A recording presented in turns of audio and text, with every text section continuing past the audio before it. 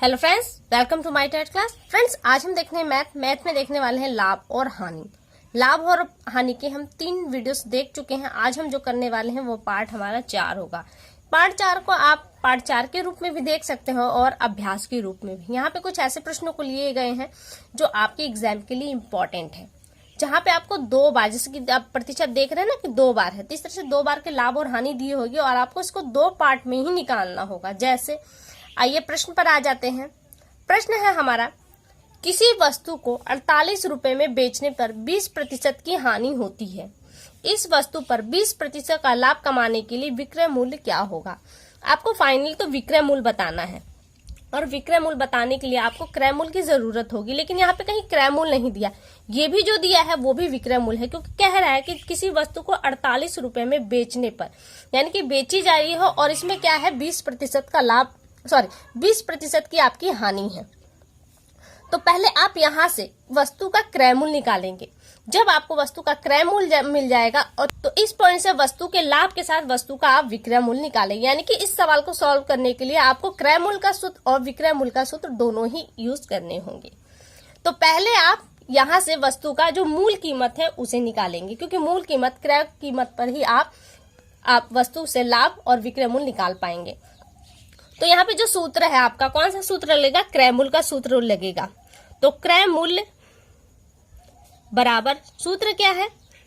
विक्रय मूल्य गुणित 100 बटे में हानि है तो 100 माइनस हानि।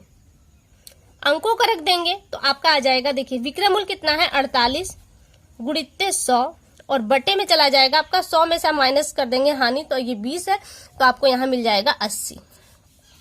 80 से हम काट देंगे तो 0 से आपका 0 कट गया। 8 6 48, बस यहाँ बचा 10 और ये 6, तो 10 छके 60। तो 60 रुपए क्या है? वस्तु की मूल कीमत, या फिर ये कह सकते हैं जिस कीमत पर वस्तु को खरीदा गया था, क्योंकि उसे हानि पर बेचा गया है तो कीमत उसकी कितनी है 48 रुपए, और वस्तु की जो मूल कीमत है वो है 60 रुपए। अब यहां से आपको लाभ के साथ वस्तु का विक्रय मूल्य निकालना है, क्योंकि आपको क्या मिल गया? ये क्रय मूल्य है, क्रय मूल्य या मूल कीमत।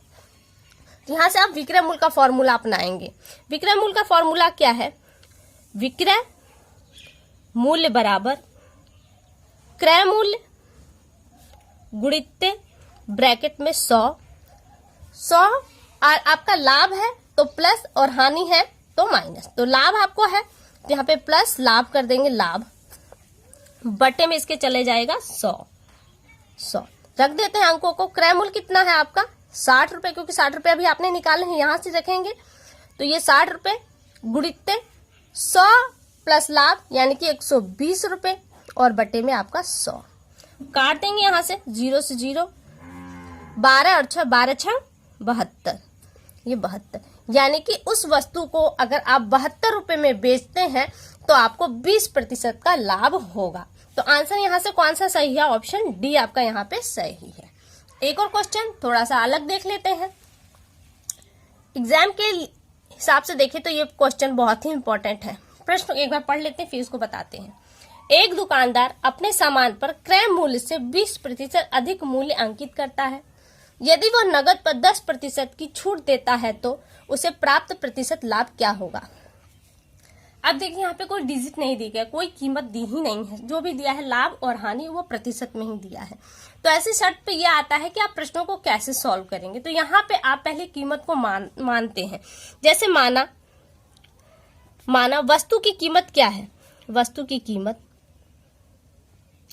अपने से मान कर चलना पड़ेगा कि मान लीजिए वस्तु की कीमत 100 रुपए है, ठीक है, और कह रहा है कि जब इस वस्तु की कीमत पर 20% अधिक मूल्य अंकित करता है। अब ये है इस पर हम कितने 20% अधिक, तो यहाँ पे कर लीजिए अंकित मूल्य बराबर क्या हो जाएगा? 20% अधिक तो 120 रुपए हो गए।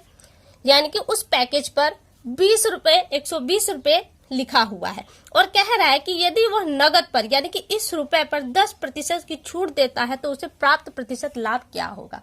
यानी कि 120 रुपए लिखा है। अब इस 120 रुपए पे वो 10% का प्रॉफिट यानी कि छूट दे रहा है। तो ऐसे में आप अब इसको कैसे करेंगे? तो ये हो गया। यहां से आप क्या करेंगे? 120 का आप 10% निकालेंगे, कितने रुपए आ रहे हैं, क्योंकि ये रुपए है ना, तो यहाँ पे क्या करेंगे, आपका कौन सा फॉर्मूला लगेगा, लाभ प्रतिशत का। तो लाभ प्रतिशत, लाभ प्रतिशत बराबर क्या है, 120 गुणित 10 और यहाँ पे क्या हो जाएगा 100।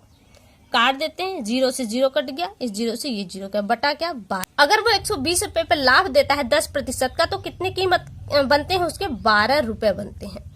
यानी कि 120 रुपए पे अंकित करता है पैकेट पर, वो उस पर 12 रुपए की छूट देता है। और प्रश्न है कि अभी अब छूट देने के बाद जो दुकानदार है उसे कितने प्रतिशत का लाभ हो रहा है। अरे मूल कीमत 120 रुपए और इस 120 रुपए पे वो 12 रुपए की छूट दे रहा है। तो आप यहाँ पे जो अंकित मूल है 120 रुपए, इसमें से 12 रुपए माइनस कर देंगे तो आपका आ जाएगा 108 रुपए। यानी कि वो वस्तु को किस कीमत पे दे रहा है, 108 रुपए में वो वस्तु को दे रहा है। और जबकि वस्तु की मूल कीमत क्या है, हमने क्या माना था 100 रुपए, और वो दे कितने में रहा है 108 रुपए में। तो उसे प्रॉफिट कितने का हो रहा है, तो 108 माइनस 100 कर देंगे तो आपको मिल जाएगा 8 रुपए, सॉरी प्रतिशत, क्योंकि आपको जो मिल रहा है वो प्रतिशत में, यहाँ पे तो 8%। तो ये आपका सवाल इस तरह से सॉल्व हुआ। ऑप्शन कौन सा मैच कर रहा है आपका, डी ऑप्शन। तो ऑप्शन डी आपका यहाँ पे सही है। अब एक और सवाल देख लेते हैं हम। अगला प्रश्न है, किसी वस्तु को 19 रुपए 50 पैसे में बेचने पर 30% का लाभ होता है। इस वस्तु पर 40% का लाभ अर्जित करने के लिए इसके विक्रय मूल्य में कितने वृद्धि करनी होगी।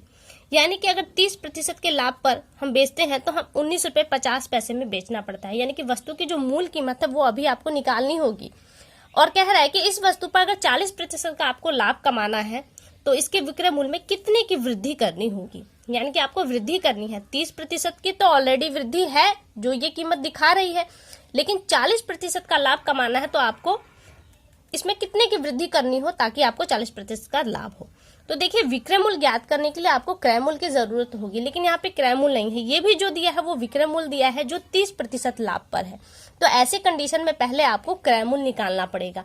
तो विक्रय मूल्य से आप क्रय मूल्य निकाल लेंगे तो वस्तु की जो मूल कीमत है या क्रय मूल्य है वो आपको मिल जाएगा। तो पहले हम वो निकालते हैं। क्या है यहाँ पे, क्रय मूल्य,